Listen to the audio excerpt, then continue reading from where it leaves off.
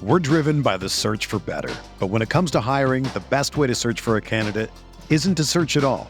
Don't search, match with Indeed. Indeed is your matching and hiring platform with over 350 million global monthly visitors, according to Indeed data, and a matching engine that helps you find quality candidates fast. Ditch the busy work. Use Indeed for scheduling, screening, and messaging so you can connect with candidates faster. Leveraging over 140 million qualifications and preferences every day, Indeed's matching engine is constantly learning from your preferences, so the more you use Indeed, the better it gets. Join more than 3.5 million businesses worldwide that use Indeed to hire great talent fast. And listeners of this show will get a $75 sponsored job credit to get your jobs more visibility at Indeed.com/Blue Wire. Just go to Indeed.com/Blue Wire right now and support our show by saying that you heard about Indeed on this podcast. That's Indeed.com/Blue Wire. Terms and conditions apply. Need to hire? You need Indeed.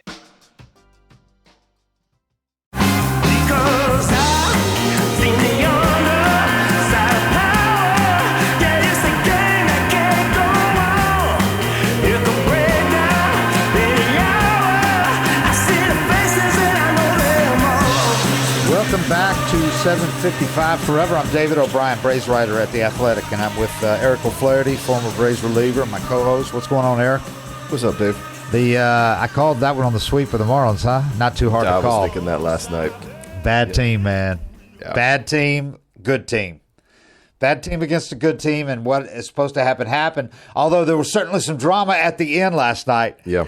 I was just commenting to some guy on Facebook who told me I had put a paragraph in on my Facebook post about the night that Reynaldo Lopez had it, fourth straight exceptional start. I mean, that guy's solid. And a guy answers, "Bullpen blew it," in all caps. I'm going, you know what?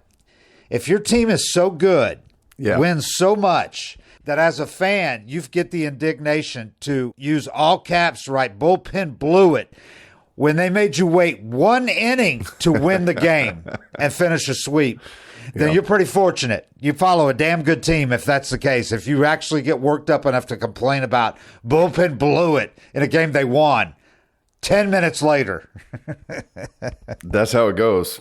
You know, that's why relieving's a tough job. You know, I mean, these guys have been great for all but one series, and there's always somebody ready to call you out when you have one bad game.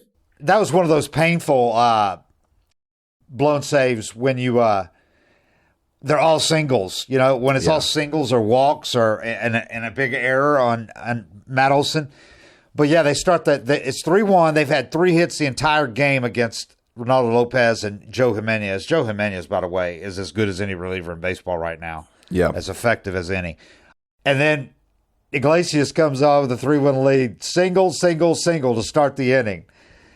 And then it was a pretty, I mean, it wasn't a totally routine play, but it's a play Olson's got to make. And Snit was like, "Oh, that was a bad hop." I'm like, okay. And he always protects his guys, to his credit. That's what you want him to do if you're a player or a fan of the team. But it's a play even Olson would say, "Yeah, I got to make that play." And the thing is, if you don't make that play, you got to get in front of it and knock it down. So only 1 run scores, you get the out at first base. The ball caromed off him and rolled to the camera well. So 2 runs score on it. The game's tied all of a sudden. It's like, what happened? But I think it says a lot about this team when they don't even get flustered for a moment and they proceed to make great plays to get out of that inning. Another great play in the next inning to prevent a run. And then they score a run on the first at bat of their bottom of the 10th to win a game. They've done it so many times. Yeah. You know, and you talk about all the time how important confidence is in baseball, but I'm sure when something like that happens, this team's so good, they're like, "Damn it, now we got to eat like 20 minutes later." You know, I'm getting kind of hungry, but I don't think they ever panic. And when you have such a history of winning late, you know you have a good bullpen, and you know your lineup's not going to be held down, especially when you're getting a free runner at second to start every inning. Yeah. That's almost like with this Braves team, that's almost like it's a cheating. given. Yeah. The only question is, are you going to prevent the other team from scoring? Because they're going to score. Yeah. But so the Braves complete a sweep of the Marlins, and it was total domination. The Marlins literally scored 1 run until that 2-run ninth inning. 1 run in the entire series. Braves pitched back-to-back shutouts. Lot to commend, lot to talk about, a lot of encouraging signs. I don't think any of them more encouraging than Max Fried. Yeah. I mean, for anybody that was worried about Max Fried, I know it's just the Marlins, but that was a utterly dominant performance. 3-hit shutout with no walks in 92 pitches. A Maddux, under 100 pitches, complete game, shutout, 9-inning shutout, and an hour and 54 minutes. A Maddux, that's what they call them. Those quick, complete games. But I hear the Marlins thing, but you go do that in Double-A, put up a performance like that, it's impressive. Yeah. As a major leaguer, it's tough to throw that many innings and not make mistakes that even Double-A guys are going to capitalize on, or have one inning where you don't have it and your control's a little off, you walk a couple and give up a cheap hit. But to have that clean of an outing against any level in pro ball is impressive. He had all of his pitches working too, man. 5 or 6. I mean, he was throwing them all it was when he's doing that, he's as good as anybody. I mean, he's a throwback too, because he's not up there throwing 100. He's up there pitching, painting, hitting every corner, up and down, every corner with so many different pitches, changing speeds. It was a master class in pitching, and Darno behind the dish was perfect for him. I mean, they were in sync the whole night. So that was 2 nights ago in the middle game of the series, and Reynaldo Lopez comes back. He said, watching that, I felt like I had to go 7. Lopez had gone 6 innings in each of his first three starts for the Braves, had given up 1 run in his first one, and then nothing in the next 2. So last night he goes 7, gives up his first homer of the year and only his second run of the year on a Jesus Sanchez bomb in the 2nd inning. I don't think I've ever seen that guy hit a ball less than 450. Oh, man, God, it was concern. The estimate was, I thought, absurd. 431, it hit off the LED facade thing that they now have on the roof of the chop house in right field. Hit off the facade of that, the roof. It had to be over 450. But anyway, 112, 113 off the bat. But the important thing for the Braves was it was a first pitch changeup, which is Lopez's 4th pitch. I mean, that's his 4th pitch. And he said, yeah, that's on me. That's a non-competitive pitch. It's my 4th pitch, and I left it up. He did what he's supposed to do with it. So, yeah, cap tip to him. You move on till we face him again. But the thing is, he got locked in right after that. He strikes out the next 2 guys, Tim Anderson and Nick Gordon. It was like, boom, if anything, it got him more locked in. And he walked the leadoff guy in the 4th. But other than that, he got 9 outs in the next 9 batters, including a double play grounder, 2 double play grounders to end innings. So right now, I'm Max Fried and him and Chris Sale are my playoff rotation starters in a best of 5, and then you add Charlie for a best of 7. But that's what I do right now. Now, something's going to happen between now and then. It's a long way to go. Somebody might get hurt. Somebody might fall off or whatever. But that's right now, I would feel terrific about going into a postseason with those 3 in my rotation, or with Charlie in place, so you want them either. But Lopez right now, ooh, he's nasty. Well, it's like you said a second ago. You talked about Max, and it's like when he throws like that, he's as good as anybody. I think that's all 3 of them right now. Reynaldo's nothing like I expected. I didn't get excited at all because I heard this guy with a 100-mile-an-hour fastball, and I'm like, all right, here's an experiment. He's going to be throwing as hard as he can. He's going to gas out in the 4th or 5th inning. He'll be fine because the rotation is so deep, but, the bullpen better be ready every 5th day. Yep. That's how I was picturing it, and he's nothing like that. It's so refreshing to watch him throw now because he's pitching, and he makes pitches. He competes, gives up that homer, comes right back. Like, mentally, he's nobody like I expected. And you see so many pitchers like that now that you hear all this good stuff about, and they got this 100-mile-an-hour fastball, and it's like a 5-hour game. They get through 5, they walk 6, strike out 9, give up a couple hits, and every at bat is deep in the count. He's the opposite of that. I mean, he's attacking hitters with quality pitches, and it's just so refreshing for me to watch. Yeah, everything about him is different than I thought it was going to be when I watched him face the Braves last year as a reliever, throwing 100, throwing 98 to 101, blowing guys away with fastballs only. I thought that's what he is. Okay, he's one of these guys that's going to be 100 miles an hour until he gets Tommy John. And when the Braves sign him, I'm like you. It's like, okay, he'll go 5 innings, and then they'll go to the pen. They'll be fine. And then when they need to move him to the pen after they have a couple of injuries, they'll move him to the pen, and one of their young guys will be ready to plug in. Now, my whole thought process has changed on him. Now it's like, are you kidding me? There's no way you're moving that guy to the bullpen. Yeah. There's no way. No. And if he was putting up the exact same numbers, but you were watching him throw the way you expected, right? Like if he was putting up the same numbers but sitting 101, right? You'd be like, all right, at some point these guys are going to figure out how to hit that fastball. But the way he's pitching, like pitching, it seems so sustainable. And Snit loves him because he's like, what we're talking about, he's pitching. He's using 3 pitches. Mm-hmm. He's sitting like 95 with his fastball, but when he needs to a little more, like to strike out a guy, he can get more with his fastball, and he throws his slider a little harder and gets a little more bite on that. So that's when Snit said the closer comes out of me, because I think that's a good way to be, sitting 95, 96, not throwing 98, 99 max effort. He's not max effort out there all the time. Right. And he's a horse, too. He's a big, strong dude. So like Chadwick Trump said, he goes, I think he could throw 97 in the 7th inning if he wanted to. But he's a pitcher. Easy. He's smart. Yeah, it's really refreshing for me to watch, and nothing like I expected. So you had a series against the Marlins which started off also on a great note. Bryce Elder comes up, and he's a guy we've talked about. You love his stuff. You thought, he just got tired last year, that he's going to know how to get through a season this year. He got optioned in March 18th, and he told Snit, I'll be ready when you need me. And he said he told himself, I'm going to go down, whether I'm in AAA or the majors, I'm going to be aggressive, I'm going to throw strikes, I'm going to get outs, and I'm not going to worry about it. If I'm down there all year, I'm down there all year. If I come up, I'm going to be ready.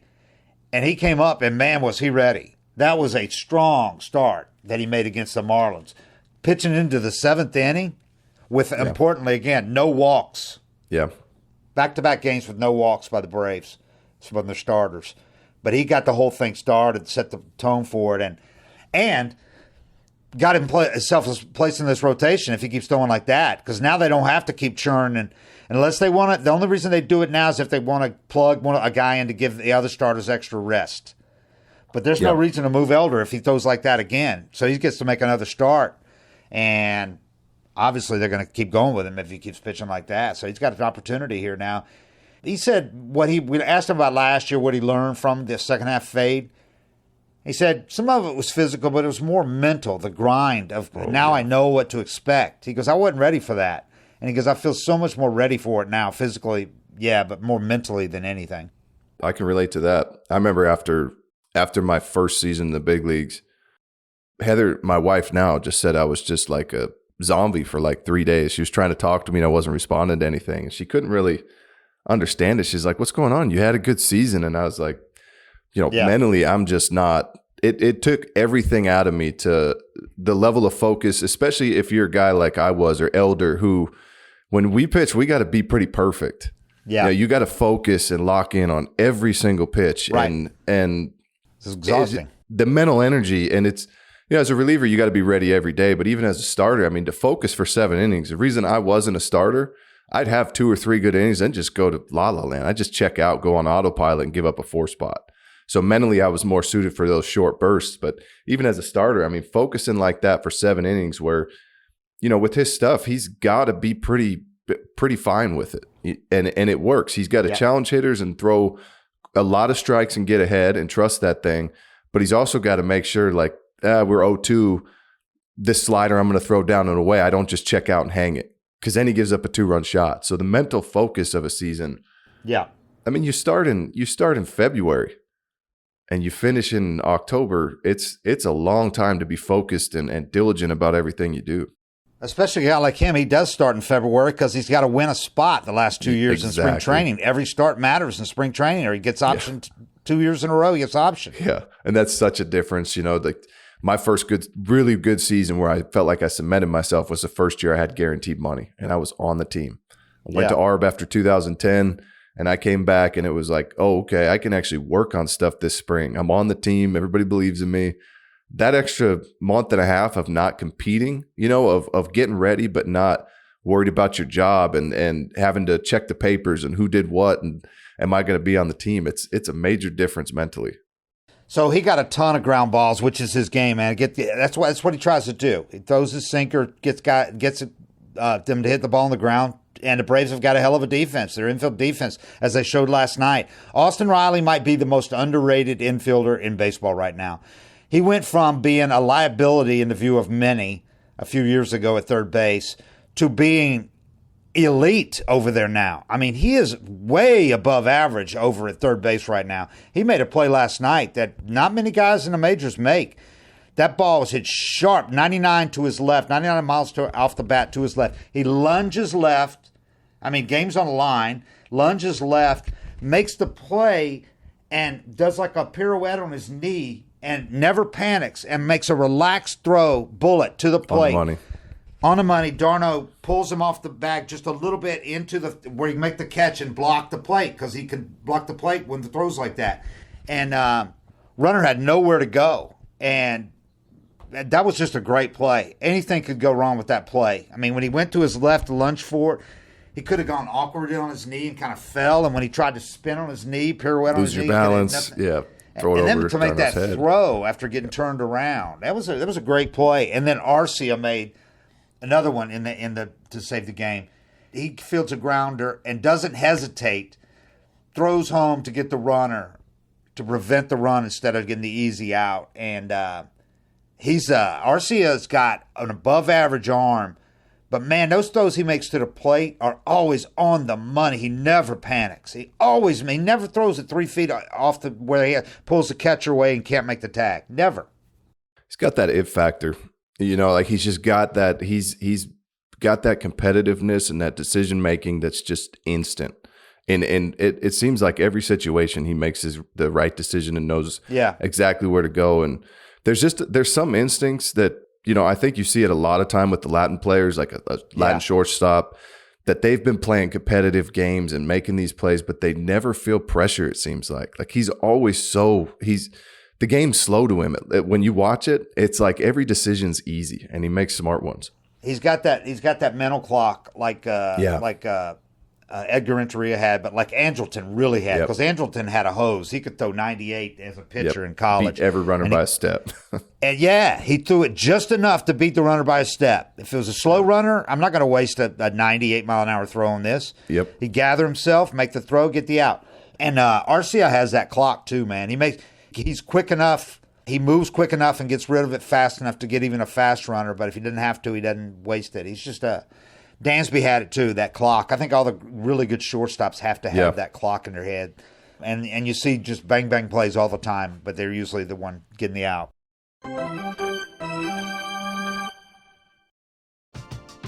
We're driven by the search for better. But when it comes to hiring, the best way to search for a candidate isn't to search at all.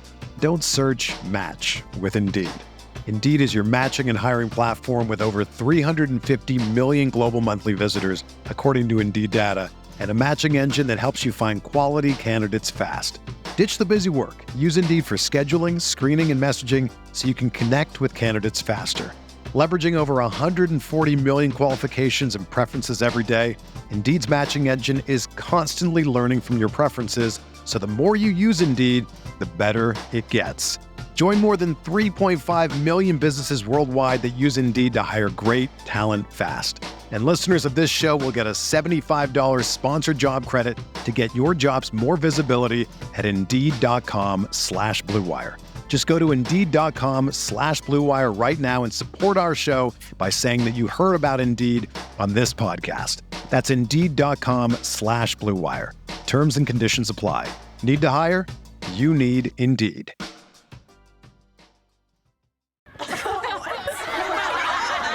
Philip has just lost the respect of the youth league football team he coaches. He was asked what New England should do in the draft, and his answer was objectively terrible. The Athletic just wrote a great article about this, but Philip doesn't have the Athletic or the respect of a boisterous group of 11-year-olds who once looked up to him. Learn from Philip's error. Get The Athletic and get the info you need to speak draft fluently. Dave Lizotte here with a Gwinnett Stripers update. The AAA affiliate of the Atlanta Braves is back to the 500 mark at 11-11 after a pair of come-from-behind road wins over Norfolk. Gwinnett has started the trip with 9-4 and 4-3 wins over the defending AAA national champions. Two of the Braves' 40-man starters, Alan Winans and A.J. Smith-Shawver, are coming off solid performances. Winans struck out 8 over 5 1/3 3-run innings on Tuesday, and Smith-Shawver fanned 7 more over 5 3-run innings on Wednesday. Lefty Ray Kerr struck out 2 over 2 hitless innings for the save on Wednesday. He's now 3 for 3 in save chances and carrying a 2.45 ERA in 8 ballgames. Offensively, Forrest Wall has been hot since being optioned on April 19th, batting .471 with a .1021 OPS in 4 games. Gwinnett has added another veteran bat this week as former Houston Astro Yuli Gurriel joined the club on Tuesday. He debuted on Wednesday, going 0 for 2 with a pair of walks. The Stripers have 4 more games in Norfolk before returning to Coolray Field in Lawrenceville for a 6-game series against the Durham Bulls, AAA affiliate of the Tampa Bay Rays, from April 30th to May 5th. Tickets are on sale now at GoStripers.com.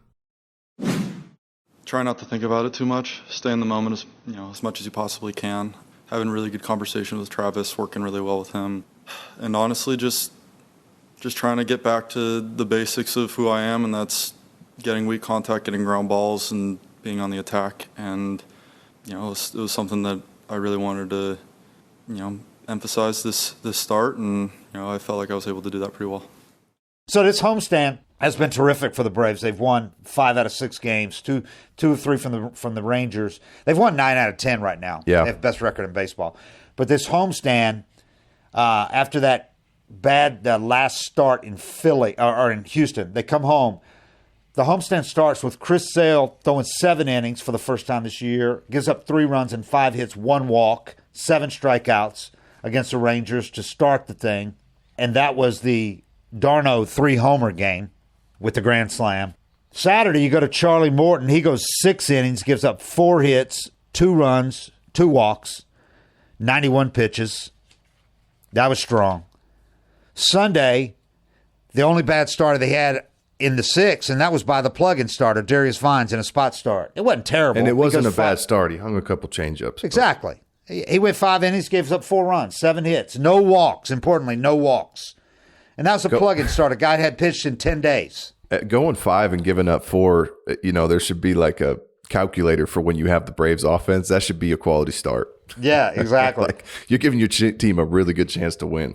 No, I was wrong. I said he hadn't pitched in 10 days. This was his second start. So actually, the one before that, he hadn't pitched in 10 days. But anyway, so Darius Vines does that, and then he gets optioned down, and they bring up Elder and a couple days after that. But then the against the Marlins, it started out Elder. Yeah, they optioned him, brought up Elder, and they buy more rest for the other starters, and it allows them to shuffle the rotation.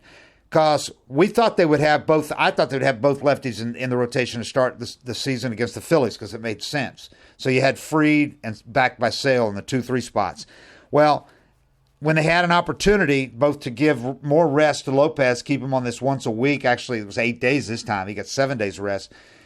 They had an opportunity to give him more rest and the other guys. They did it by bringing Elder up the day after Vines starts, and it gave them the opportunity to shuffle the rotation.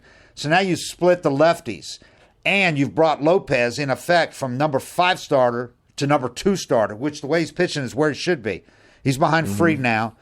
So then you got Sale at 3, Charlie at 4, and right now it's Elder at 5, which I think makes a lot of sense the way this thing's going. So you split the lefties now. Not a huge deal, but if you give an opportunity to do it, it makes some sense against most teams. So Elder comes up and goes 6 2/3, gives up 8 hits, no walks, no runs. Only 4 strikeouts. That's his game.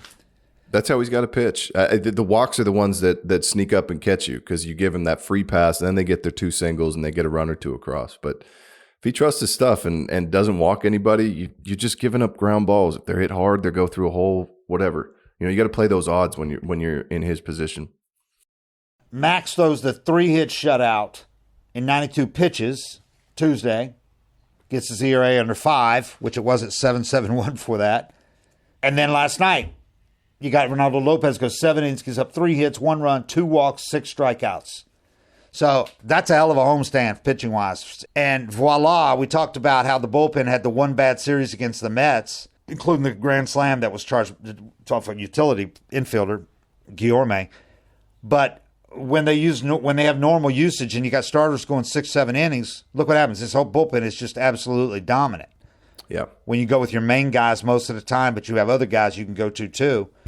But, I mean, Joe Jimenez, like I said, him and Pierce Johnson and A.J. Minter, of course, those three, I mean, then you got your closer, Iglesias. Hell, you could go with, if Iglesias went on the IL or whatever, you're still fine with those three. Yeah. I mean, how many teams could say that?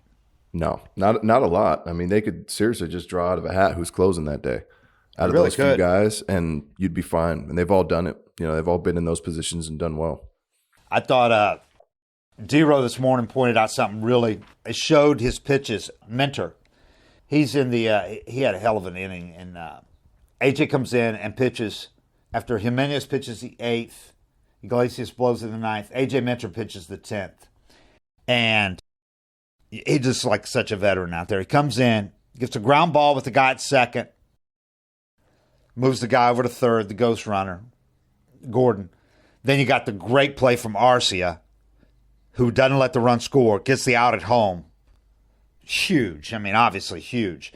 So then you clear that out, so he's not there in the scoring position anymore. You got a guy at first. Louis Araz gets a single because Louis Araz can get a single off anybody. Yeah. He gets a single, his third straight at bat with a single. So, okay, now it's interesting again. So you got first and third, and AJ has a base open, and he's got Brian De La Cruz coming up, 2-hole hitter. He pitched like a veteran against him, the veteran lefty that he is. He gave him nothing to hit. All the pitches were just off the plate. You go chase it? Go ahead and chase it. I'm not going to let you get a hit here because I know who's coming up next. Jazz Chisholm. So he walks De La Cruz. Everything just off. It was so obvious what he was doing. Then Jazz Chisholm comes up. So that loads the bases for Jazz Chisholm. And Minter is just cool as cut. I mean, you could see from his reaction on every pitch to De La Cruz that he was doing exactly what he wanted to do. There was no frustration whatsoever. And then it was like, okay, now let's go. Now we're ready. And Chisholm comes up, strikes him out with the bases loaded to end the 10th. It was some pitching. He's got, what I like about Minter is he hasn't tinkered a lot. Yeah. You know, he knows what his strengths are. He knows he's got a tough angle. He's got a really good fastball. It's got some cut to it. He's got his cutter. He knows where his outs are at, and he just lives there. And if there's a matchup where it's like, man, this guy could flare, you have to learn to do that, and you have to have the confidence to do it. I don't think early in your career it's easy to like walk somebody on purpose and trust like bases in the 10th but that's part of why you see that big fist pump, because it's like, I'm gambling a little here and I'm going to pitch around this guy. But if Chisholm gets a hit, now we're in a real mess. But 2-run score. Yeah. So what I like about him is he just lives where he's strong, and he hasn't tried to come up with a curveball. You know, he'll mix his changeup in, but he knows that I have a couple really tough pitches, and if I throw them here, I get outs, and he just lives there and plays the odds. Yeah. Much was made for obvious reasons about Tyler Nutsack. In the postseason, because he had some big balls in that postseason, and he always does. This way he pitches. But AJ Minter's got a big pair himself, man. Because it's hard to rhyme Nutsack and Minter. I know he's fearless, something like that. He is, and he's been that way. He is fearless. Yeah. And you ever meet him? He's like probably 5'10", just a stocky little dude, you know, with a mullet. You're like, who's this guy? But he gets out on that mound, and he owns that mound, man. Yep. Yeah. I'm just looking up this 97-mile-an-hour fastball with cut left-handed, you should feel pretty good out there. Lefties against him this year. I mean, righties. It's not like righties are hitting him either. Righties are 3 for 23. 3 for 23, hitting 130 with 8 strikeouts against him. Lefties, 2 for 18, hitting 111 against him with 6 strikeouts. He's dirty. Yeah, so that gets him through the 10th last night, and then you got you come up. You've got your ghost runner is Acuña, who had a chance, man. He had a chance. You could tell he's not Acuña yet because he had some opportunities last night, and where you thought last year, you know, he would have delivered. He came up with 2 on in the 9th, after Duvall had a one-out bloop double over the first baseman's head in between right field and first base. You thought, oh, here we go. The Braves are going to win it right here. Walk off in the ninth. And then Darno pinch hits, draws a walk. That's why he was in the game to catch the throw from Riley after Trump caught the throw from Arcia. But then he draws a walk, so you got 2 on with 1 out. And you're like, okay, this is over. The Braves are going to win this thing. And Acuña grounds into a 5-3 double play. You're like, oh, what happened? So it's over. Yeah. So he's the ghost runner in the 10th at second base.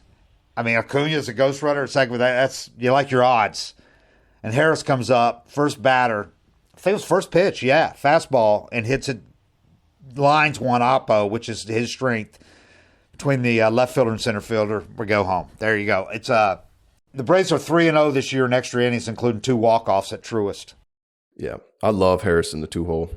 I mean, that's where there just wasn't a spot. It's like, yeah, the lineup was working too well the way it was, but that's the kind of hitter he is. He should be getting as many at bats a game as he can. I'm pretty certain Snit will revert to Ozzie though when he comes back. He's going to be back Friday. He's going to be back in 10 days from a broken toe. Yeah, and it's fine. You put him where you shuffle the lineup however you want. Yeah. But I'm with you, man. I think I like Harris in there, especially against some pitchers. It's been a hell of a week, a homestand, and they got 3 more. Now they got a tough 3-game series against Cleveland, which has been probably the biggest surprise in baseball. The rookie manager's doing all right. Yeah. Yeah, I don't get too excited when teams do this, early in the season. They're beating up on crappy teams. Yeah. They've done what they're supposed to do against crappy teams. Yeah.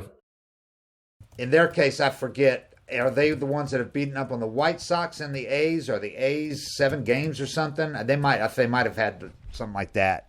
White Sox. Yeah. Red Sox, A's. Yeah. There you go. Oh, and they started off with the Mariners, but they went 1-2. So then they've beaten up on the 2 worst teams in baseball, or 2 of the 3 along with the Marlins, the White Sox and the A's. Yeah. Yeah, they swept the A's. They took 2 out of 3 from the White Sox. A's are not that bad this year. Not as bad as they were last year, that's for sure. They're ahead of the Astros right now, which is unbelievable. Yeah, but that water will find its level. Yeah, so the Guardians are 17-7, best in the American League, and the Braves are 17-6, best in baseball. So a nice little matchup this weekend at Truist between the teams with the best records. Braves did what they needed to do so far on a homestand to stay. I mean, the Phillies had gotten within a game of them. The Phillies had won, had been on some crazy streak, and had gotten within a game of the Braves after that trip. And now the Braves have pushed them, kind of kept them at arm's length again. They got them at 3 games out. So, and the Mets, I think they're already coming back to reality a little bit after their little spurt. So they're 4.5 back. I think the other surprise, I know they're still only 10-13, but the Nationals are playing good ball, man, for them. I mean, they look like they're only a year or 2 away from being competitive. We'll see. The Marlins are a mess. They're bad, man. They got so many guys hurt in a rotation, and their lineup is just bad.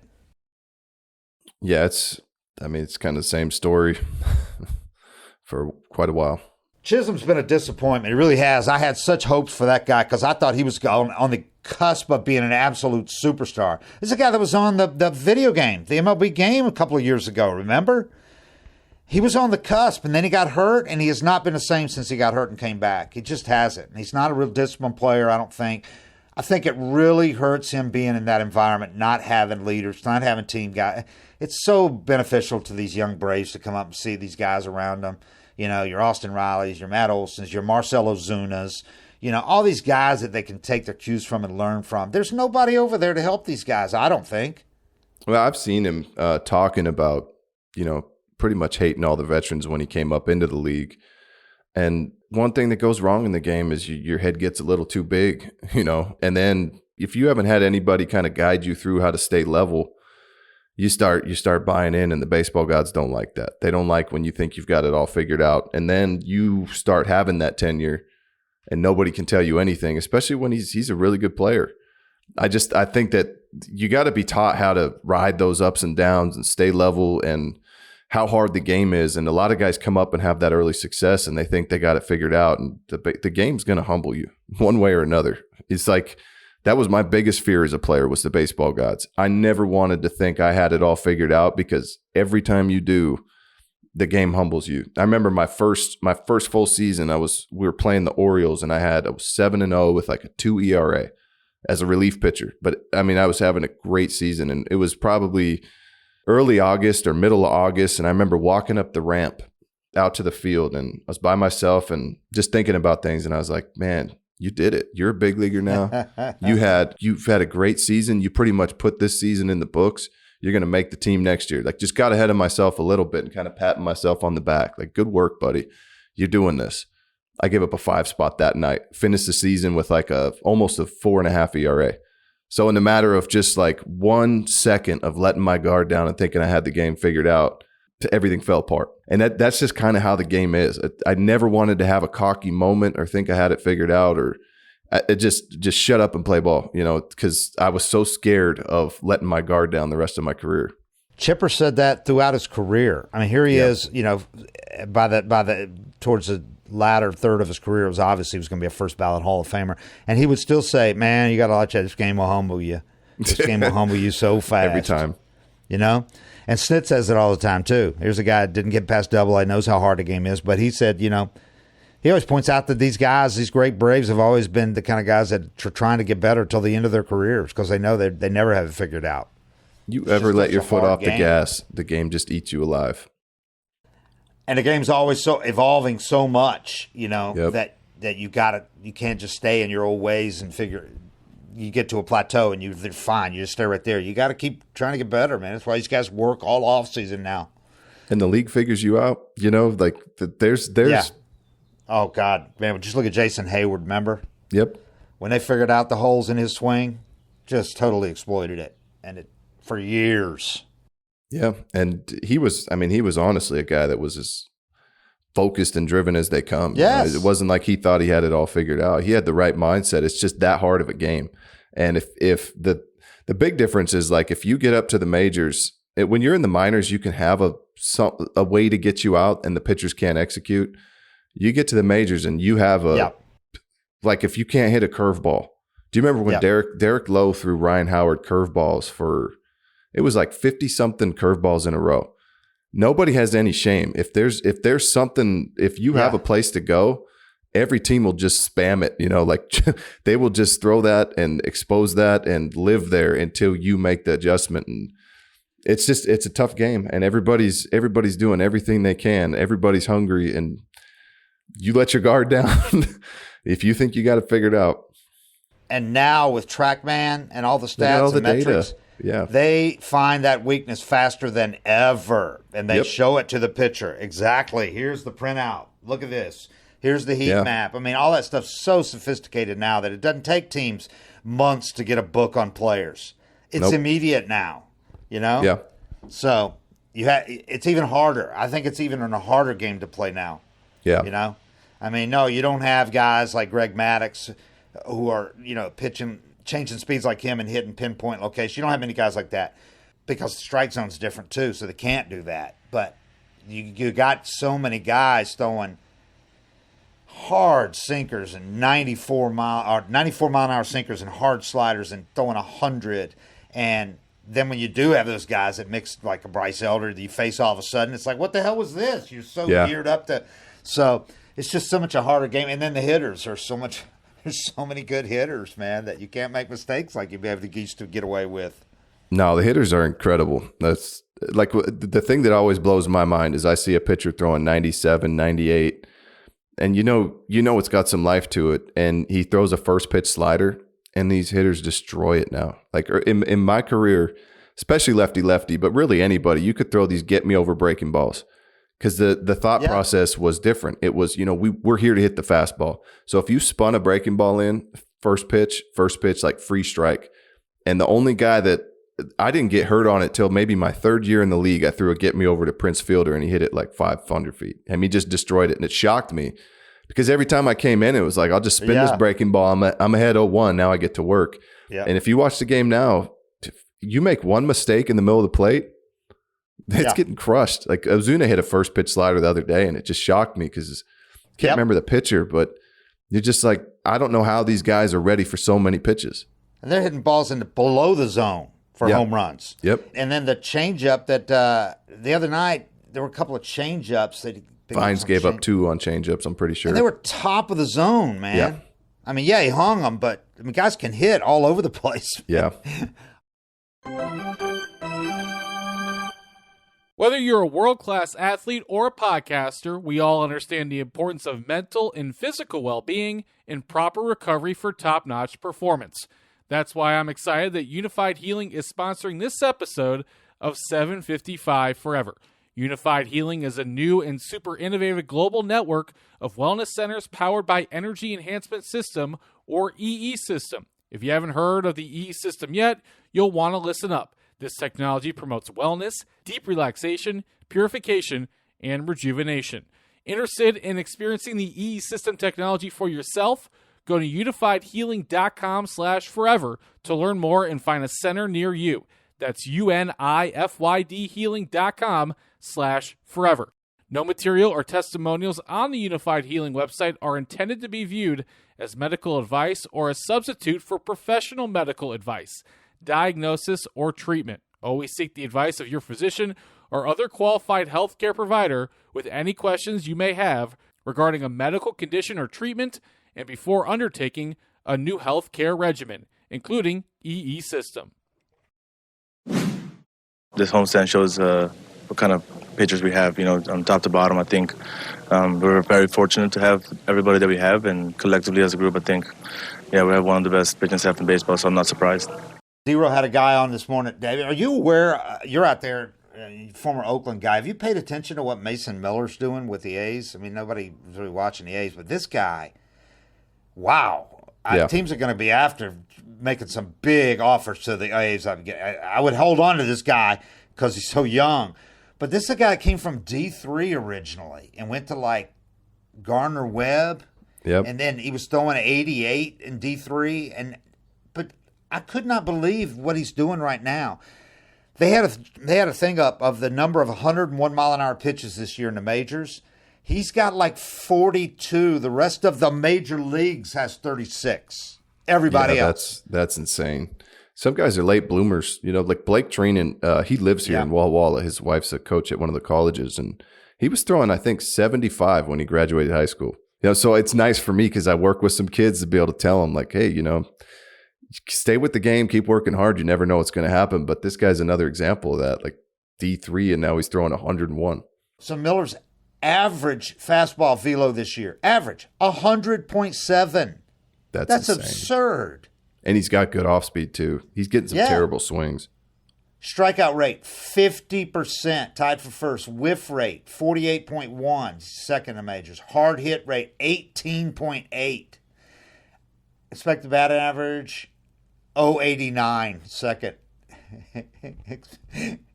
xERA, expected ERA 1.02. This guy's filthy.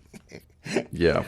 Anyway, the Braves are really putting it together. The pitching, it's amazing what happens when these starters start going 6 and 7 innings because the bullpen was covering so much ground earlier, and they have the bullpen to do it. But now they're being able to use guys the way they should. And once again, we talked about, they got the best record in the majors, and they've been without their all-star catcher since the second game of the season. Yep. Ozzie's out, Strider's out. Murphy's probably still, I would think, 2 or 3 weeks away because he hasn't been cleared to swing a bat yet. And they're being really careful with him because they can. Because Darno and Chadwick Trump are doing a great job. Yeah. So he'll be back in probably, I don't even think 2 weeks. I think 3 or 4 is probably more. But he is catching bullpens, and he's throwing. He's letting it go. So that's a good sign. He's taking the last 2 days to catch bullpens. Ozzie is only going to miss 10 days. He'll be back Friday. But yeah, Strider's out, and I would have thought if they lose Spencer Strider, they're probably in trouble. And it's their rotation has gotten better because everybody else is coming around. Some guys were really struggling earlier. Everybody except Lopez, really, and Sale. He didn't struggle. But now they're all pitching well, and you like where they're at. You really like where they're at. And their attitude couldn't be better than it is. there's been a couple of moments this year in the last week, last 10 days or whatever, this homestand, 2 terrific games. I mean, like memorable games. The 3-homer game by d'Arnaud and the 3-hit shutout by Max. And the quotes from 2 veterans after each of those, I have to share those because I'm like going, this is the kind of shit I love because we don't get this all the time. And you got guys on this team now who are in the latter part of their career, thoughtful guys who say exactly what they think, smart guys, and the result is golden quotes. I told you, I think I don't know if I read the quote from Sale, but it's worth reading after the d'Arnaud 3-homer game. I asked him about, because d'Arnaud, after he hit 3 home runs, the grand slam was the third, 3 straight at bats. He came up again in the 8th inning. He had a chance to hit a 4th home run. Everybody on the team, everybody was at the rail. Everybody was laughing, smiling, high-fiving. Everybody was so excited to watch this. And I asked Sale about that, and he goes, you hate to say it, but you're almost expecting it, right? It's one of those things that's kind of the beauty of this game. The magic that's in the air, and your mind can go to places because of things that have happened prior. And obviously you go and hit 3 home runs in the fashion that he did too. We were down, and then he puts us up with his 1 home run, and then we're even, and he just blows the game up. He blows it open. That's kind of the beauty of this game, that little bit of magic that's always there, and the wonder, and the little bit of expectation. But just an all-around great night for him. One of those you don't forget. You hang your hat on that one for sure. He said he'll tell that story to his kids forever. You know, we asked him, the first question to him, Bo asked him, he goes, how do you feel you give off that leadoff homer to Simeon, and then, because he gave up a leadoff homer that night, first inning, then you settle in, and he interrupted Bo. He goes, to be honest, nobody cares. He goes, we're here to talk about one thing and one thing only. No one cares about the pitching. No one cares. Get that shit out of here, Bo. If the fan beat the Freeze tonight was about, he goes, nobody cares who was eating a hot dog on the video, whatever. I couldn't hear that part of it, but he goes, tonight was about Travis, and that was nothing short of electric. It was just a very fun game to be a part of. 3-homer games, how often do you see that, something like that? And for it to be your catcher, it just makes it more special. He's obviously working his butt off behind the plate, calling a great game, mixing in and out, and just working with the game plan. And then for him to go out on the other side of the ball and do what he did, like I said, nothing short of electric, legendary, awesome. It's fun to be a part of, and you felt it tonight in the stadium. The energy was wild. It was unbelievable. I'm like, this guy's just... Yeah. He's just fucking great, man. Yeah. So then the other night, after free throws, his 3-hitter is shutty in 1 hour and 54. Talking to d'Arnaud about it afterwards. And d'Arnaud's great after those times. He's like, oh, he was awesome. That's what d'Arnaud is. He's chill. But, yeah. California guy. And he said on him throwing a Maddux. He said when he was through at Winnet, he thought he maybe could do it. And he goes, when he was through 6 innings. He was still in a 50-whatever pitch count, and the Maddux obviously came in my head at least. And just the talk in between innings about how to attack their guys and what was working, what wasn't working, and how we should navigate the rest of the way is always fun, especially with Max because he's so in the present with things like that. And then he gets my point of view, Sal's point of view, Murph's point of view, Trumpy's point of view, and it makes for a beautiful orchestra of ideas that ultimately we're able to get out fast. That's fucking awesome, man. Yeah. d'Arnaud's great. He's awesome. He's a laid back California dude, but he's like one of those guys that's got that inner fire. Mm-hmm. And he's a leader. I mean, this team, there's a reason why people asked in offseason, like when they got Murphy, I was one of those that assumed, I guess they're trading d'Arnaud. And Alex told me off, privately, in text, he was like, no, we're not trading d'Arnaud. No, that was not even that. d'Arnaud can be with this team for as long as he wants to be because they want him to move into a cut. He's that valuable. That his mind is so sharp and he's that kind of guy, easy to work with, that they have a spot for him when he's done playing. They want him to be part of that decision-making thing the whole time. So it's just a matter of how long he wants to play. But obviously when you hit 3 homers in a game, who's going to hang it up at that point, even if you're tired? Yeah, and I think like you talk to him, if you're around him a little bit, you realize like he's not putting a lot of pressure on himself. And that's contagious, but he's the same guy every day. He's laid back. You put him in, I mean, he's going to have the same at bat, whether he doesn't need to be the hero. It's not about him. So you have him up in a big situation. You feel confident that he's just going to have a good at bat. And if he gets out, he gets out. But he's not going to try to do too much and go and hit into a double play. If he hits into a double play, it's just random. It's not because he was trying too hard. And so when you're throwing to him, it's like, I remember I pitched to him when we were with the Mets together. And I remember being just, my shit was falling apart and I got bases loaded or first and second, 1 or 2 outs. And he comes out to the mound like we're in coach pitch, that's the pressure he's feeling. And having somebody come out that's not all amped up and kind of getting caught up in the moment too, you naturally are going to relax a little bit more. And I think I gave up maybe a fly ball to the warning track, but bottom of the short story is it relaxed me to where I got back in the zone and just fired a strike. But having a guy like that kind of caddying for you as a pitcher relaxes you so much that you never, because there's some catchers that come out and they're like, what do you want to throw? You can feel them getting rattled too. That amps the situation up, but he's always so laid back. He was great to throw to.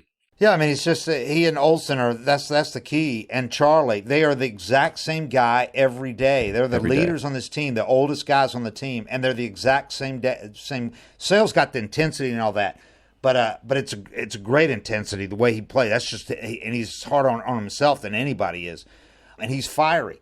These guys are the same every day. They're quiet leaders. And there's no pressure from them. They don't make people feel kind of nervous energy or, uncomfortable at all. And like Olsen's just went through the worst, longest drought of his career, hitless drought. It's 7 games. He was 0 for 26 before he got hit last night. And you would never know. Literally, you wouldn't know the difference in him when he goes 4 for 4 with a homer after the game than when he's in the middle of a week-long hitless drought. He's exactly the same pleasant guy you talk to and everything. Never pumping his fists and all that. It's just not the way he is. But they kind of set a tone that's it just makes for a pleasant place to be, and everybody wants to be there. But it's just part of why I was talking to Moylan yesterday about some of these contracts that teams are given that are blowing up in their faces, like Snell, and maybe end up having a great year. But that reeked of desperation signing him when he skipped the entire spring training. Yep. Skipped the entire thing. And you're just trusting that he was working out with Boris. But is he doing PFPs and any of that stuff? Like Moylo said, the kind of stuff where the first 2 weeks of spring training, you're standing around. That's the thing you can't fake unless you just go to a parking lot and stand there in cleats. Right. He said all that stuff helps you, man, get ready for the season. You need spring training, So even if he was building up in a progression and throwing in 2 innings, then 3 innings, he wasn't doing any of the other stuff that you do at spring training. And he was facing like high school hitters probably, that from the area around Boris's shop in Newport Beach. Maybe JUCO guys that aren't there. But anyway, the point is he didn't have any spring training. Now he's hurt, and he's got this contract with opt-outs on it. It's all it's all player friendly. If he has a good year, he can opt out. And we were talking about how the Braves have not given any contracts with opt-outs. And Moylan goes, they don't have to. No. Because guys want to be here. Yep. So all that building the chemistry, man, all that team building, having these guys, it's all part of the big picture. It's all integral. It's not just like, it's a nice luxury to have. No, it's who they are. Guys want to be here so they can get these guys signed long-term. Yeah. It's all just part of it. And when we talk about how long a season is, it's so important that it's fun to come to the field every day, that you're looking forward to it on the drive, that you walk into that clubhouse and there's 15 guys you want to say hi to. You just spent 12 hours with them the day before, you're excited to see them again. And a big part of that is guys that are the same every day, that you have a duty to bring this personality that you've kind of given to yourself and everybody's seen. You have a duty to bring that every day. Everybody's relying on you and you all kind of just bring each other up and you're in it together. It's so refreshing. And you can get teams that have all this talent and so-and-so went 0 for 4 yesterday, so he's a dick today. And I'm not going to talk to him. And how's this guy going to be? And then this guy's off in his own world. It's his world. It's big ego. He showed up in his Lamborghini and he doesn't care about your teammates. And so you can have this chemistry where it's like, man, I'm not excited to walk into that clubhouse. Or you can have, I can't wait to see my family. And when it's like a family, you're going to the field early. You can't wait to get there and just to hang out with the boys. You can't help but thrive in that environment. And that's why this team never has 5-game losing streaks. Right now, they're the only team in baseball that hasn't lost consecutive games. You know? Yeah. But, I mean, in recent years, they've been the only team, the deepest team that didn't before they lost 3 games, in a row. But, I mean, they just don't go on long losing streaks because that vibe is so good in the clubhouse that they don't get down like that. They just don't. Yeah. And I feel confident saying they will not have the kind of skid that almost every other team will have. The Yankees will have a skid where they lose 7 in a row. New York's tough. I mean, New York. And the Braves will not have that this year, which is why there's such a good bet to win the division every year when they have this kind of talent. Because they're not going to have one of those weird, what's wrong with them right now? Why have they lost 8 out of 10, 8 out of 10 would be... That'd be tough to see. It's tough to imagine, but yeah, I mean, and that's why they can lose the guys they've lost so far without it having any effect on the bottom line of the team. None. Nothing's a big deal. We're good. Yeah, at all times. So anyway, all right, gonna be a good series this weekend. Looking forward to it. Then a big road trip. Go to Seattle for 3 and L.A. to the Dodgers for 3 with Los Dodgers. I might try to sneak up there for that series. So we got a big one coming up, and they've handled this homestand really well so far. Did what they're supposed to do against the Marlins, and I'm interested in seeing Max Fried's next start because he's dominated the Marlins 2 out of his last 3 starts. But there was nothing fluky. There was nothing that wasn't about the Marlins. That was about him. But I'm really looking forward to seeing his next start, which will be against Seattle. All right. Appreciate it, everybody. Thanks for watching us and subscribing on YouTube, and go to the merch store and buy some of that shit. We appreciate it. 755 forever. We're out.